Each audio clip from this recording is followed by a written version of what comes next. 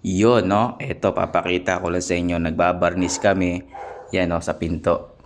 Mahogany yung barnis namin. Medyo papupulayin pa natin yan sa sanding sealer. Yan, no? Nag-stain pa lang kami. Stain. No? Ang gagamitin natin ano dyan, top coat. Ayan, nakikita nyo. Hudson polyurethane, no? Napaka-the best niyan. Napakakintab niyan. Napakaganda. Tapos matibay pa.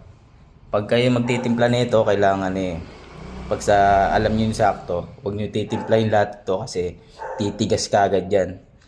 No, kailangan ng timpla niyo diyan, yung sakto lang sa ibubugan yung pang top coat sa pinto, no. Kung kayo magta-top coat, Hudson, tabis to.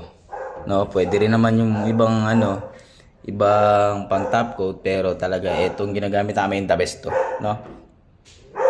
Yun lang.